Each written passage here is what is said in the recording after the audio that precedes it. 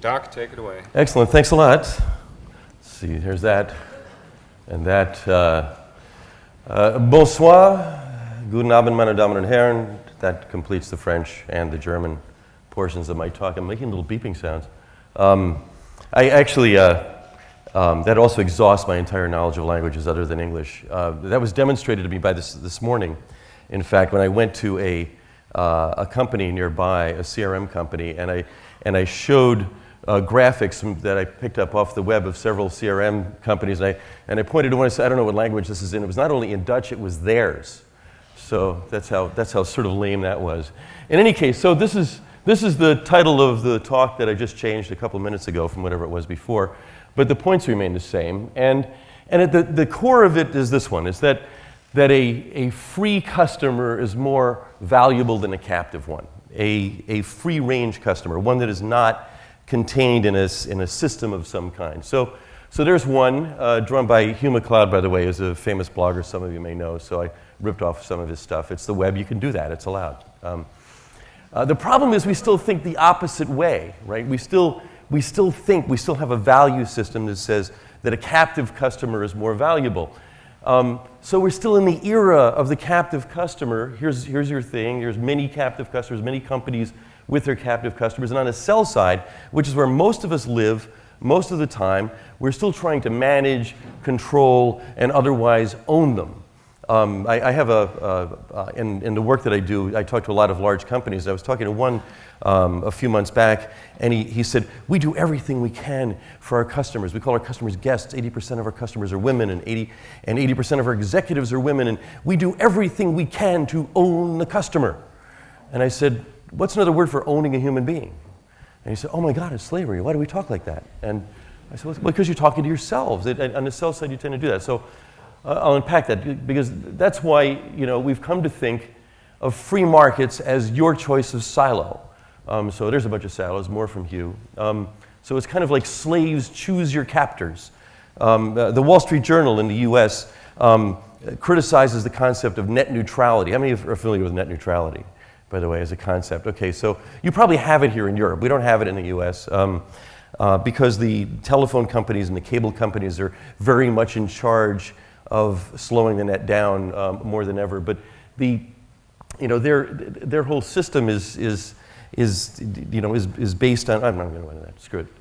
I'll skip that part. I'm trying to make it short. It's like I realized, I'm going down a track and it's not where I'm going, so I'll just skip it. So anyway, so Alvin Toffler, called the all silo era the industrial age. He was the guy who, back in the 70s, he was the first futurist, the first guy who was a futurist who lived entirely in the future. He wrote a book called Future Shock, and followed it up with another book called The Third Wave. And he said the industrial age was ending and the information age was beginning, which is really huge stuff.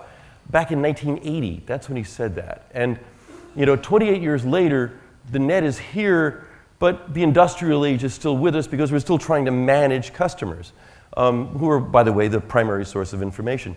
And this is still the case, for example, with mobile phones. So what's new is still old. I took this picture outside. I rather like it. There's this, 19th century or 18th century facade with a cell behind it. Sometimes I think those cool bell-shaped things are for, to hide the cells. Mobile telephony is fine. In fact, telephony has been fine. We all know how telephony works. But mobile anything is not. And that's what I want to talk about and have you guys think about here is mobile anything. Anything you want to do. Not anything they want to help you do. Anything at all that you want to do. So it's not here yet. If you want mobile anything, you're going to need what's called a generative platform. So what's generative? Generative is a term that a colleague of mine at the Berkman Center, one of the founders of the Berkman Center, a guy named Jonathan Zittrain, just wrote a book about it. It's called The Future of the Internet and How to Stop It. He's the guy who's talking to the phone companies in the US, basically. And what he says is basically, when boiled down to generativity, is what happens when the platform is the opposite of a silo. It runs on anything and supports anything. And he gives us an example, PCs, and this is his drawing. There's Windows, Linux, and Macintosh, and that he calls this an hourglass architecture. An hourglass architecture means you can run anything you want underneath it. It runs on all these things down here. And you can run anything you want on top of it. It doesn't want to limit what you can do with it. And the net is generative as well. Here's the net, and TCP/IP are in the middle, but the net will run on copper, fiber, radio, all these different protocols, and up on top you can run email or the World Wide Web or any darn thing you want. It's made so you can do anything you want with it. The iPhone, for example, is not. And I use that because it's an example that Jonathan himself gave, saying that the original Apple II was very, very generative. It was the first generative device. And when Steve Jobs came out with the iPhone, here were all the things you couldn't do with it. You couldn't write programs for it unless you ran it through Apple. Even the new stuff they're doing is somewhat limited. It's not like a PC. And phones, for the most part, are still not like PCs or like the net yet. And we're going to try and change that. So, is there a back channel over here? Somebody told me there's a back channel. I figured, I kind of like back channels because I can stand here and then the camera gets my bald spot and I can talk to what people are actually saying. Anyway, my wife who's watching, by the way, once told me when we lived in Santa Barbara, we still do, technically, because I'm in Boston a lot now, but isn't it funny when where you live is a technicality? It's like that, and I guess I live on my phone and stuff. And there are a lot of celebrities in Santa Barbara, and there's a guy at a table nearby wearing black, as many celebrities do. Why? Is it like precognition or something? Anyway, and this guy had a bald spot in the back, and my wife mentioned to me my bald spot, which I never get to look at, and it's sort of like watch your ass. You can't really do that, you know. Anyway. Which is why you can't tell it from your elbow, right? Anyway, so I said, is it any bigger than that guy's over there? And she says, no, his is worse. And the guy got up and went to the bathroom, and it was Kevin Spacey. So I felt good about that. In some little small way, I could feel better. Anyway, so if we look at why it's not here, Toffler actually gave us the clues back in 1980 in the third wave, when he said the industrial age violently split apart two aspects of our lives that had always been one: production and consumption. So there's a little illustration of production and consumption, also hand-stolen from the web, by the way. I don't know who did it. I'd love to give credit, but I can't. So in so doing, he said, it drove in a giant invisible wedge into our economies and our psyches, which is why who we are at work still wants to manage who we are at home. So we have work on the left with, the cubicle farms and so forth, and on the right we have lives that are actually very rich, and in some cases work is actually over on the right. In fact, happy people work on the right, and unhappy people, I suppose, work in cubicle farms. But still, the cubicle farms in our minds want to own and control and acquire and target, right, and capture markets. And even though the net has been around for a while, and the net's this habitat that makes it really hard to own and control people. And we all have mobile phones. I would think that having a mobile phone would make you really hard to capture and target, right?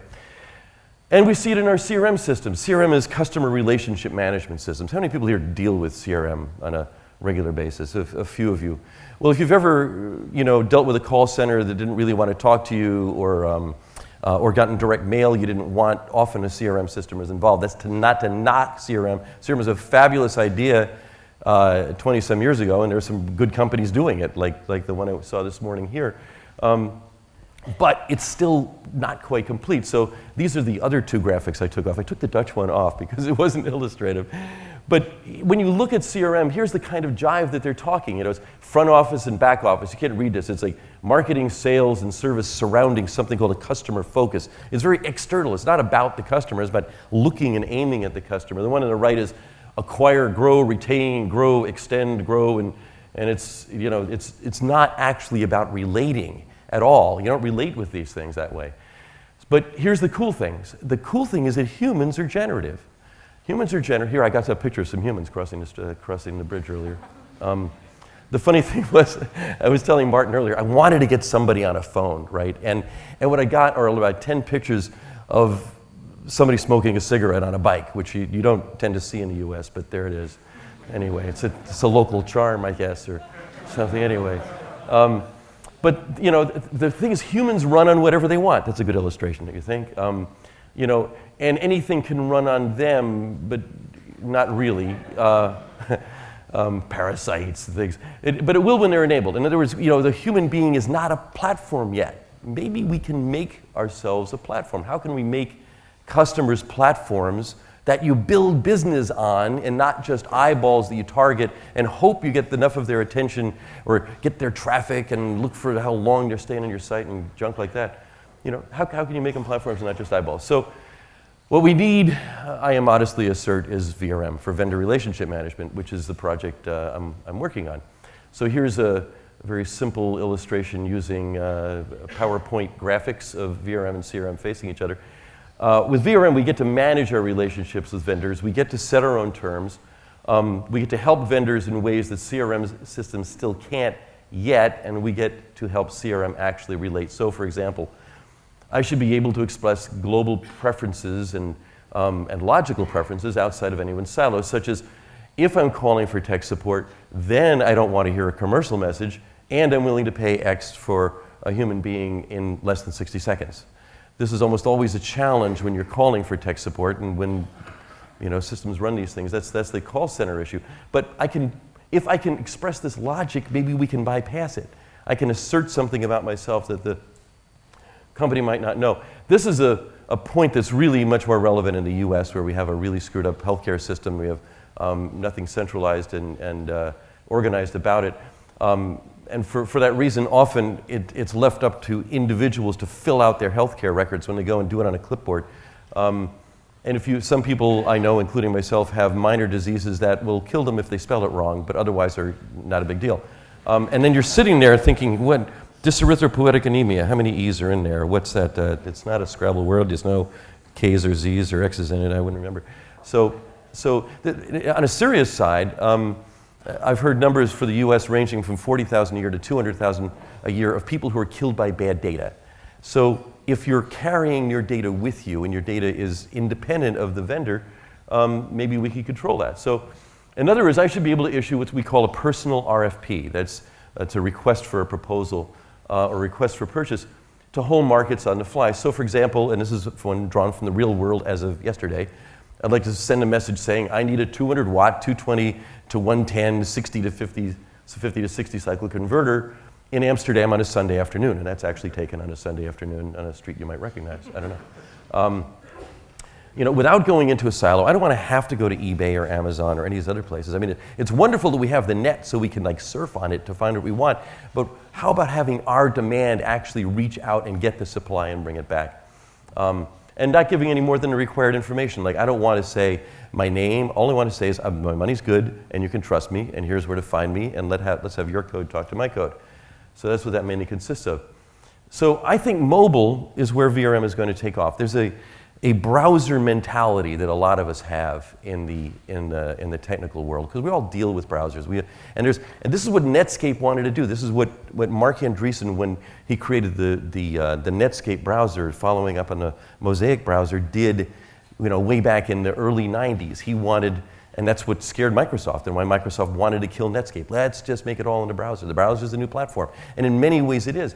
But we have this mentality about it that the browser is the center of the world, and the client-server nature of the web is the way the world ought to be, and we should trust the big Google in the sky, or the big Yahoo, or the big Microsoft / Yahoo, or Microsoft / somebody else in the sky. Maybe Microsoft will / Yahoo in a different kind of way. But anyway, they probably already have. There's a lot of people have been cut from Yahoo recently. Anyway, I think mobile is going to be where it's going to take off because it's finally getting generative. Now, this is an interesting set of pictures that might not be that easy to see, but I took them at the Intel mobility booth at the Consumer Electronics Show. Okay, what happened? Aha! Yeah, I do too. I'm not kidding. That's great. Love the back channel. I just talk this way. Why not? Bring up a chair. That's great. It's great. I love getting schooled by people whose names they can't pronounce. It's just terrific. Anyway, it's finally getting generous. So Intel will be watching this and thinking, they're laughing at Intel. What's going on? Because they're only looking at this, perhaps. This is so weird because I don't know if you could see it on the video, but there are like layers of people. We've got a nice full house down here, and 3 more or 2 more going up to the sky. It's sort of like a church inquisition. This used to be a church that has that church inquisition thing, like I've done a heresy, which I am, but and then here's the Inquisition over here. Wear a different shirt. Get that tie-dyed thing back on. So at the Intel booth, here's what they were showing. They were showing boxes that normally would have said in years past, here's one from Samsung, would have said, you know, designed for running Windows CE or Windows XP or Windows Vista or something like that. But they're not, they're running Linux. And not only are they running Linux, they're running red flag Linux from China, which is like, started out as like the state Linux of China, and of course got out of control like Linux always does. And the weenies over there are like running ahead of everybody, developing cool things. So they've done a very nice job of knocking off Apple's iPhone iconography there. But that's a Samsung mobile device. Here's one, I forget who that's from, but dig the look of it. It's nice and clean. And here's a somewhat better one. They're calling all of these mobile internet devices, or MIDs, or UMPCs for ultra mobile PCs. But the interesting thing is that what Intel showed off the Linux stuff. It showed off the generative stuff, not the stuff that its great big corporate partners had done, but the stuff that some weenies nobody ever heard of in China did to beat Apple at its own game. This is a Lenovo one, okay? This is a Lenovo device. It's going to come out this summer in China. And what they did with CoverFlow, how many people know how CoverFlow works on Apple, right? So you kind of skim back and forth and you kind of flip through these vertical files, right? Well, but if you want to go up and down, you have to go into a folder. This is very 1984.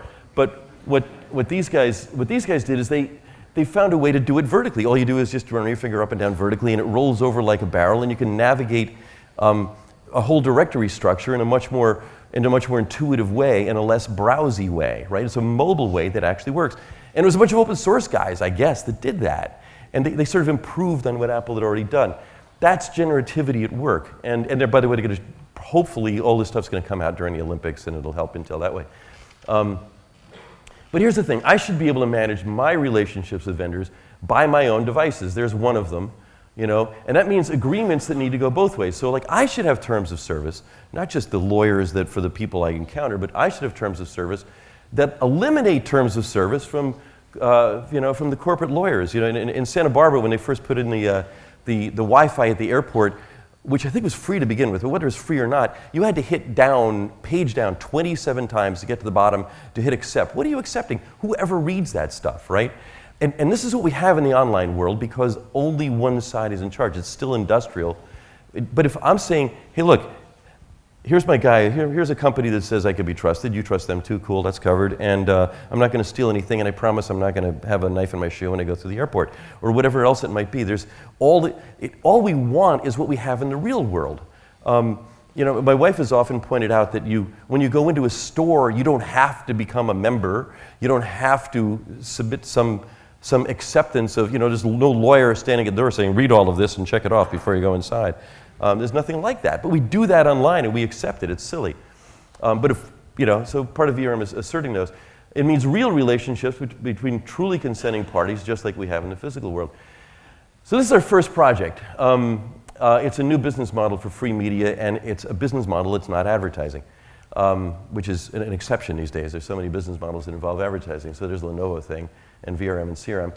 So free media include non-commercial broadcasting, blogs and podcasts, music, and anything that's either free on purpose or too easy to steal, which of course is what Hollywood cares about, right? You're stealing our content. You're pirates, all of you. So we're going to sue or pull a trapdoor out from under some of you whenever we feel like it, because that's our right. So. But can we help those guys out? Can we get their lawyers out of the room some way? So this is our first project. And we have a tool, which we're calling the rel button, for a relationship button, that's a symbol of VRM plus CRM. And this is something that actually was just, I happened to be at a whiteboard at the Berkman Center at Harvard where I hang out. And I was just, maybe it was another place, it doesn't matter, it was nearby.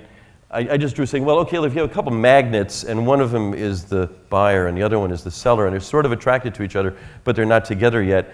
And the guys I was talking to said, that's good. And suddenly there was a symbol that said something about what VRM is. So we're calling that the rel button, in part because it's such a bad name we can't use it in the long run. There'll probably be a better name for it, but to go forward there.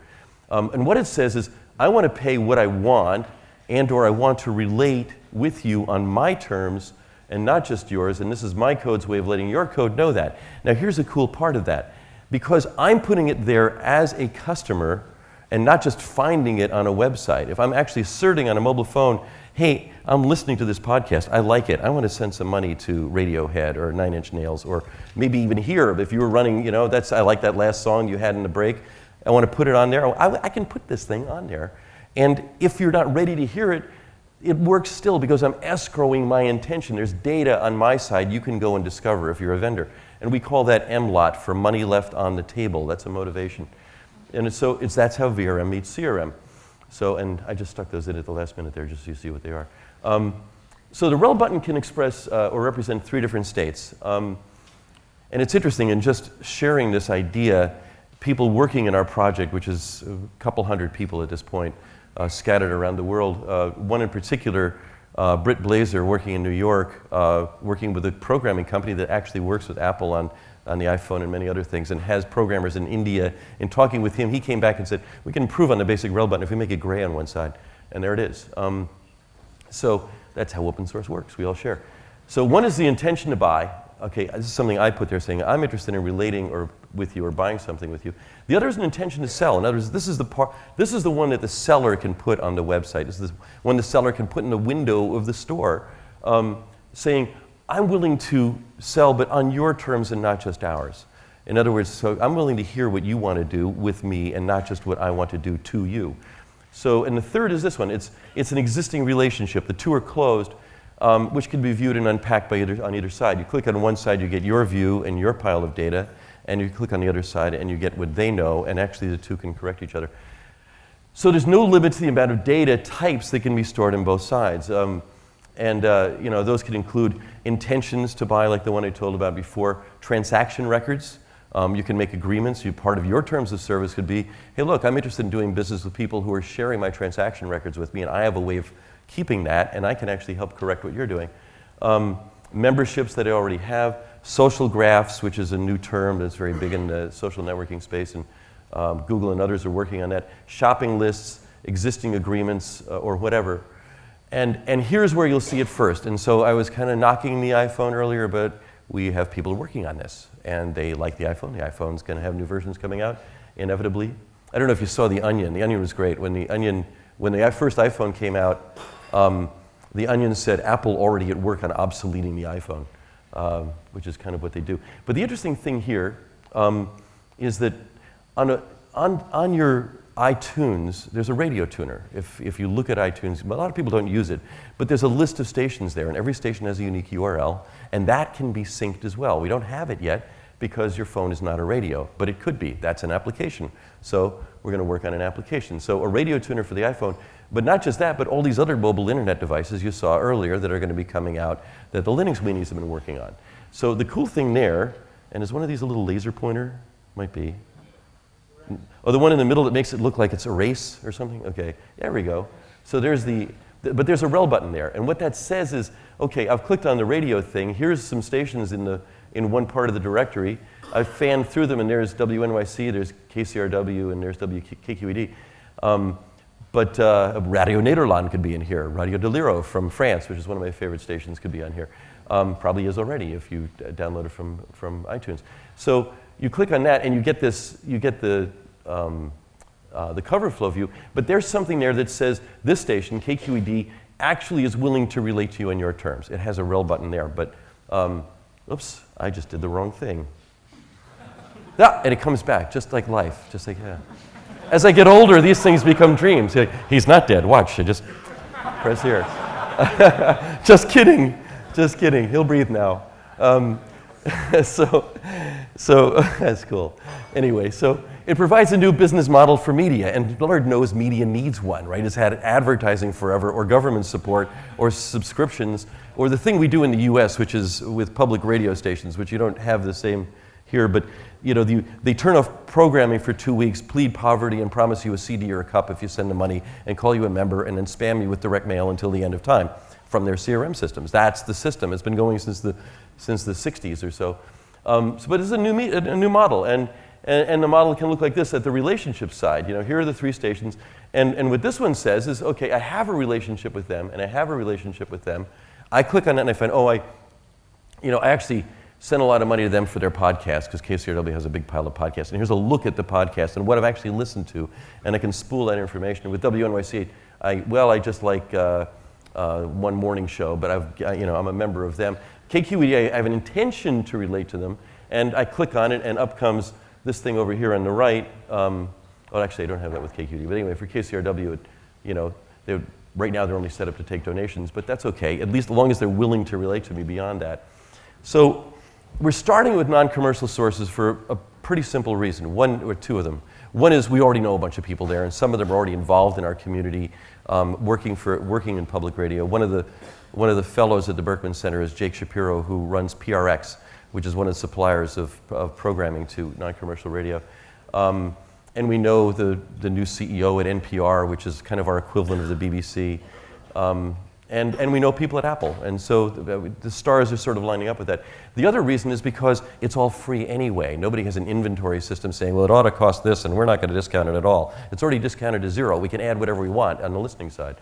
So that's kind of handy.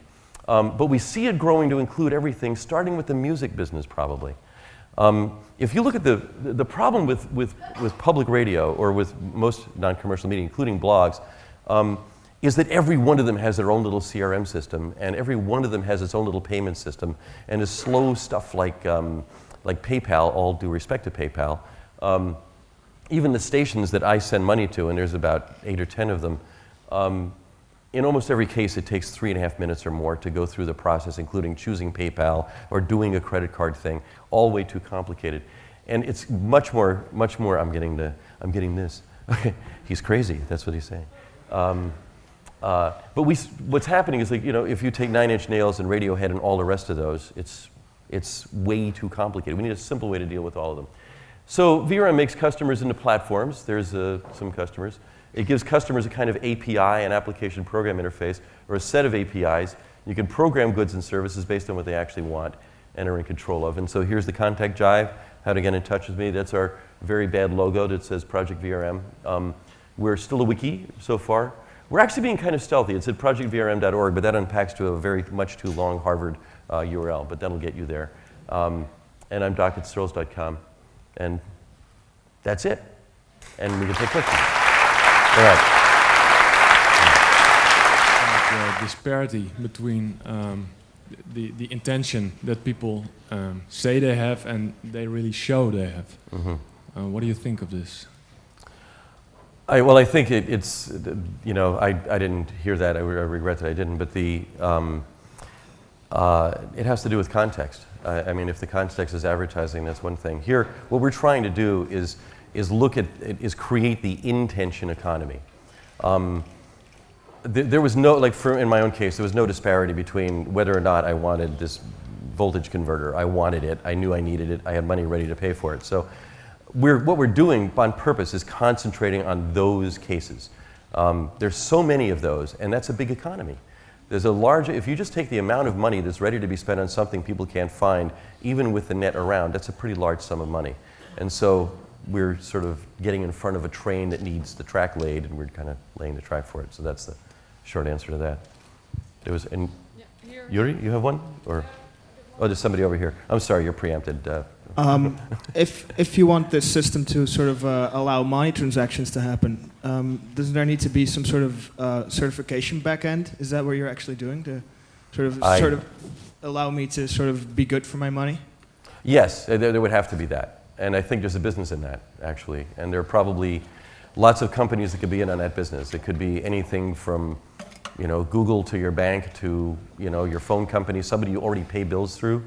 We've had, I consult British Telecom on other matters, but British Telecom people are very involved in Project VRM. And one of the questions for a phone company is, hey, look, we already have existing relationships with people. Can we put those to some use other than billing them? Can we actually help them do what they're doing in the world? So I don't think it has to be as complicated as a certification process. We're all certified too many ways probably already, and we could probably leverage some of those. That it? I'm being photographed at 8 angles here. Okay. One final question from the Mr. Final question in the corner over there. Yep. Yuri van Geest. One question. What is your biggest single insight of today from the other presentations, what is the most inspiring remark? For mine? Yeah, for you. For you. I would say it was something in Dutch that I didn't understand. It's a bit of a cop-out, but I hate to say, but I was working on this talk the whole time that everybody else is talking. So I'll tell you what the biggest insight for me is. It's not really an insight, it's just an obvious thing. You've got an awesome venue here, and you've got the full attention of a lot of people who are clearly involved. It actually what it does for me is substantiate something I've felt for some time, which is that the big growth area for the network world is going to be mobile and not the static things that we've had for the last 20 years. I've often said that I feel like we're 2 seconds into the Big Bang and we have a few elementary particles and light elements, but no galaxies yet, and we've got a long way to go. Okay, thank you very much, Doc Searls. Thank you for coming over. Thank you.